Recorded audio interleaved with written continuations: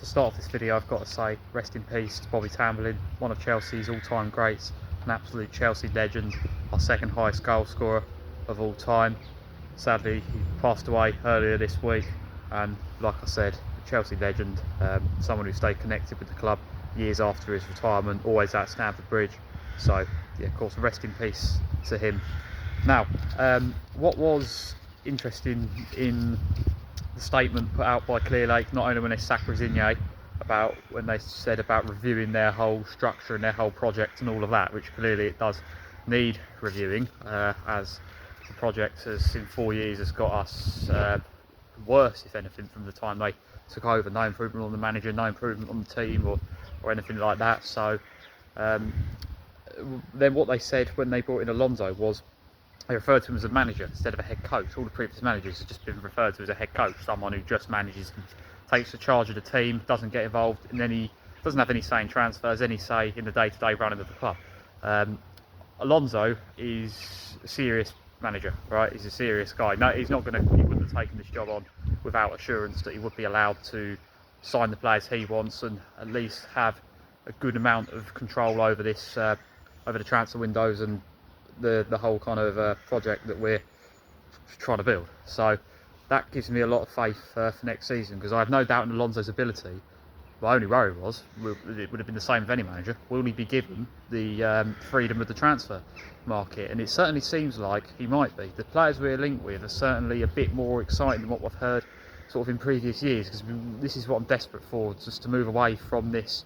And I speak for millions of people here probably, like, you know, I'm desperate for us to move away from this signing the 17, 18-year-olds that no one's heard of and then selling them a couple of years later, and this whole project we've been doing where we spent 600 odd million on mostly players that, a few good ones in there, but mostly players that we've barely even seen in the first team, and when we have been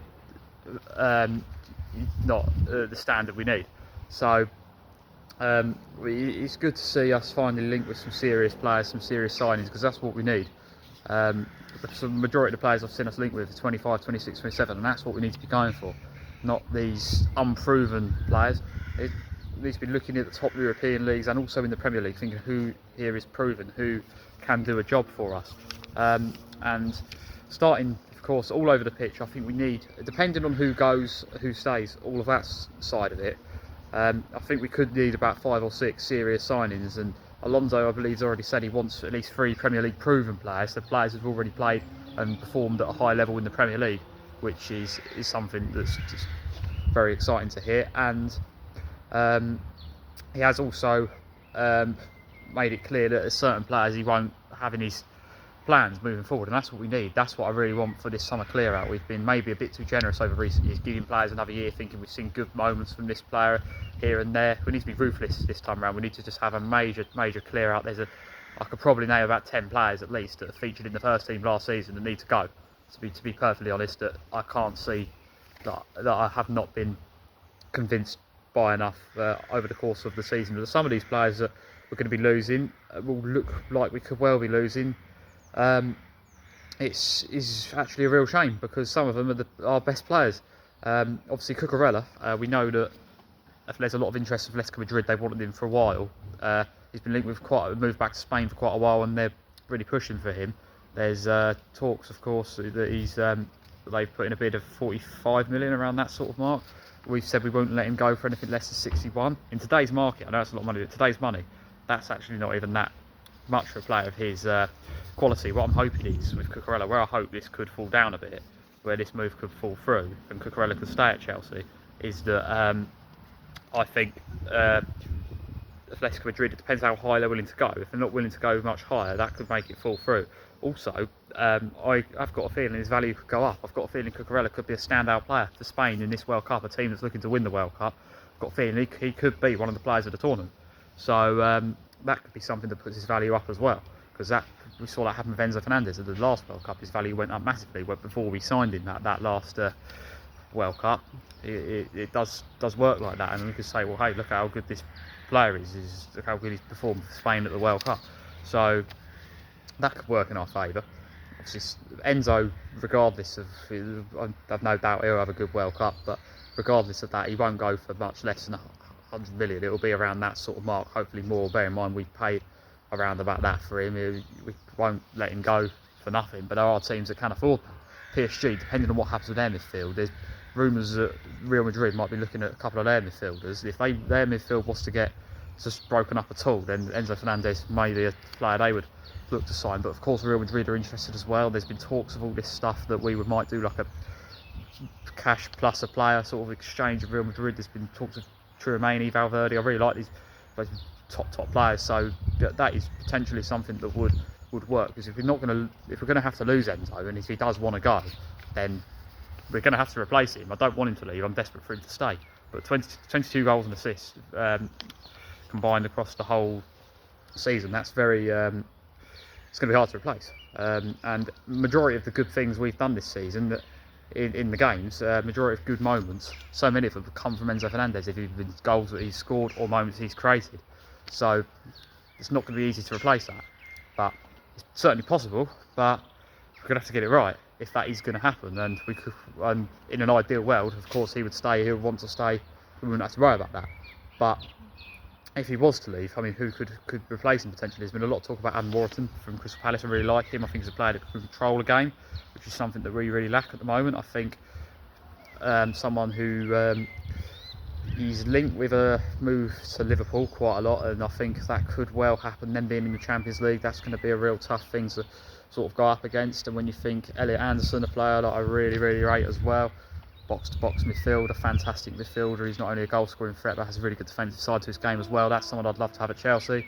Unfortunately, it looks like he's destined for a move from Manchester City, so maybe we'll end up looking elsewhere. There's a lot of other potential options, like I said earlier, like with Real Madrid potentially sort of interested in Enzo. There's a couple of their players we could maybe have a look at. It's going to be unclear until we know the situation with Enzo. It's going to be unclear what we need to do with that midfield. But I think even if he stays, I think we need to sign at least one, because I think we need better reinforcements in that area. We shouldn't have sold Dewsbury Hall last summer. I've got a feeling at least one of Andrew Santos and Lavia could leave as well. So they need to really look at improving that area of the pitch overall. And goalkeeping situation, obviously we need a new goalkeeper. We're going to have, I think Penders will be coming next season. I'd like to maybe have him as the number 2. Sherman Lowe, I really like. I want him to get minutes for a while in the cup games or something. Could he be the backup next season or the third choice? Because we've obviously got Selena as well, who's sort of been coming quite a few years ago now actually, but not really got the chance in the cup games or anything as a number 2. Jorgensen sort of wants more game time, but I can't see how we can justify giving him more minutes after the minutes we've seen from him last season. He wanted to leave last summer apparently. If he wants to leave now, he might as well just cash in. Sanchez, we desperately need to improve this goalkeeping situation. We can't start another season with Robert Sanchez in goal. So both of them two I imagine will go. Penders maybe as a number 2. Could we see Sherman Lowe go out on loan again, maybe to a championship club this time? And if he wanted maybe more game time, if he wanted to move permanently to a championship club to get the minutes, I would not hold that against him at all. But it would be a shame. But we certainly need a first choice goalkeeper. I think Mike Penders will be a very good number 2. And maybe someone who could start for Chelsea one day. But I think we need to go and get someone proven, someone who's at the top level right now. There's a lot of talk. Multiple goalkeepers have been mentioned. Diego Costa from Porto, a player I really like, although he would be expensive. But certainly worth it. Magdalene, a little bit older, wouldn't be quite so much money. We should have got him last summer. We missed out on him last summer. It was a really stupid move from us. We could have got him for under 20 million as well, and we could have got him for around 20 million, and it would have been an absolute bargain. But for some reason they didn't want to go any higher than 17 or 16 or whatever they initially put in for him. So that was a bit of a problem. James Trafford has been spoken about. I think, we've seen good performances when he has featured for City this season. He wouldn't be my first choice for a goalkeeper personally. Dean Henderson from Palace I really like, but would we get him? I mean, that would be difficult. And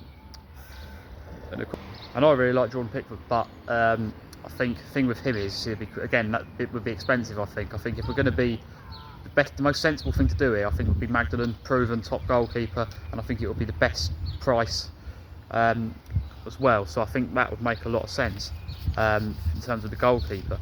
I mean, a lot of players I think could be moving away. I mean, I think João Pedro will stay. I think we might have a bit of a fight on our hands to keep him. But now Barcelona have spent 70 million on Gordon, I can't see how they can afford to now go in for João Pedro as well, the sort of money we want for him. So I hope that kind of eliminates the competition a bit there. Enzo Maresca obviously has got a really good relationship with Enzo Fernandez. There's a lot of talks that maybe he could come in for him and get him into his Manchester City side, which I really hope that doesn't happen. That would be the worst case scenario. I think if we're going to, if we're going to lose Enzo, can't have him going to another Premier League club. He's going to have to be abroad. Cannot let that happen, because that's the last thing we need. Will Cole Palmer stay? There's all this Man United chat that still kind of has been going around for a while. If he goes anywhere, it'll probably be somewhere like that. But I don't know. I hope we can keep him. I think we will keep Palmer. The two I think we might end up losing is Cucurella, but I'm hoping there's a way that we can maybe keep hold of him there, maybe price him out of the market. And Enzo Fernandez, who of course has got a massive price tag on him, a lot will depend on what he wants to do, whether he wants that new contract, and a lot will also depend, I think, on how much clubs are willing to pay for him. And the only two that I think I can see him going to at this moment realistically are PSG and Real Madrid. Now the defence desperately needs improving. I'm glad that we've turned down Man United's bid for Akchapong. Really want to keep Akchapong, really promising player. Definitely play more of a part next season. Should have had more minutes last season in my opinion. We're linked with a lot of defenders as well. Some of them really need to go. Tosin is apparently, I've heard reports at least anyway, that Alonso doesn't see him in his long-term plans. Whether that's a tactical thing or whether that's because he's just not, from what he's seen of him, not convinced. Either way, I would back him on that. I wouldn't be too fussed about losing him, to be honest. Badiashile needs to go now. That's someone who needs to be offloaded. There's quite a few like that. Chalobah Fofana, I think, maybe we'll see them as the backups next season. We really need to improve that back line. We're going to do the back three under Alonso with the wing backs, so it'll be a shame if we did lose Cucurella because he would fit into that so well. But Colwill, imagine, will start next season. We really could do with at least someone else coming in, and that, well, we really need to get probably two defenders in, and some of the centre backs we're linked with, there's a few of them that have gone around. There's Maxime Lacroix from Crystal Palace, there's a lot of talk about. The only thing that worries me with him is his injury record. That's not something we need, signing another player that's got a bad injury record, so I'd rather us go for Paul Van Hecken. He'll be very expensive from Brighton, but I think if he was going to go for someone Premier League proven centre back, I think that would be a better option. I think he'd be the better option there because Lacroix's injury record is a bit worrying. The only thing is I think Brighton won around 70 million for him. Spurs have already had a bid just completely dismissed by Brighton, so that'll be difficult. There's obviously a lot of players that have been linked from clubs abroad as well, so definitely worth keeping an eye on all of that. Obviously, a few of them that are being talked about. There was a whole thing with Bastoni in January. I really would like to get him, but I don't know. I'm not sure that's going to happen now. I don't think he's going to leave Inter, which is a shame. But if that was possible, that would be, if I could have anyone, ideally, would be him. But yeah, of course they need to make sure they improve that back line, because I imagine we'll do either a 3-4-2-1 or 3-4-3, something like that. Under Alonso, he very much uses the wing backs. So if we do lose Cucurella, we need to get someone who can play that position. That's where Campobasso comes in from Juventus, someone who can play as a left back, but also as a left wing back. If we are to sign for a Chelsea, an Alonso's Chelsea, I imagine it will be as a wing back. If Cucurella is to leave, that's where I think we should look first as a replacement, because obviously we've got Reece James on that other side. We really need to utilise the wing backs under Alonso. That's very important to his system. And when you think about Chelsea teams of the past in recent years that have been good, have utilised wing backs. Utilising wing backs has been very important to how we've played. Of course, if I imagine looking very much like Garnacho could be leaving. If so, we'd be looking at maybe another winger, possibly, and a centre forward. Of course, Delap says he wants to stay another year, which I'm not particularly made up about, to be perfectly honest. 1 goal in the league this season. I think, I've not seen anything from him to suggest that we should give him another season. I think it would be better to, again, I think we should be ruthless. I think we've got to cash in this window before his value goes down too much, because apparently his market value wouldn't have gone down too much. We could probably get for him a similar price to what we paid for him, which was around the 30 million mark. So yes, I mean, if you to a point, I want to support the fact he wants to stay and fight for another year and prove everyone wrong, but I just can't can't get particularly excited about that, to be perfectly honest. We've got Menga, of course, who could at least be a backup, I think, to a new centre forward next season. A lot of centre forwards are being talked about. Dusan Vlahovic is a player we've been linked with for years. Now Juventus have missed out in the Champions League. They're looking to offload players. They're going to have to offload players just to balance the books. He's one of the ones that's looks like he could go as free agent. Again, he's not got the best injury record though, and again, mainly because of that reason, I think we'd be better off staying away from that. I think Victor Osimhen, there's still some talk there. That's the striker I think we should go all in for. Galatasaray now was linked with us again for a while before the move there, and you know, he's someone who grew up a Chelsea fan, and through you know, he's been spoken of really highly by Drogba, and I think that would be worth looking at, so if we could maybe get him. But still very much up in the air at the minute. It's still a lot of uncertainty. There was, of course, a few other players in other positions that have been linked as well. So Yides, another player that Juventus might be looking at. We could be really looking at getting a few Juventus players in now, taking advantage of the fact they're having to offload players. That could depend on who leaves on the wide areas though, because I think, you know, we could maybe do two slightly different systems under Alonso, one that Estevao will feature in, one that he might not be able to start in. I think Estevao, you know, he'll be, apparently he's not had the operation. Will be, I don't know, I think I've heard he might miss pre-season, but we're hoping towards the start of next season he'll be ready to go again. So we'll see what happens then. There's Antonio Blanco plays for Deportivo Alaves as a midfielder. Defensive midfielder, that's someone else we've been linked with as well. So there's a lot of players we're linked with. Goalkeeper is a necessity. Striker is a necessity. A proper number 9, someone who can support João Pedro, someone who can sit in front of João Pedro, so we can really get the best out of him in that number 10 role as well. And trying to keep hold of some players is a priority. Another midfielder, at least one, and sorting that defence out. So it's a big transfer window. Alonso's got a lot of work ahead of him. Club have got a lot of work ahead of us, but I'm really hoping we can get this transfer window right, because that's what I think is going to define next season. You know, no European football.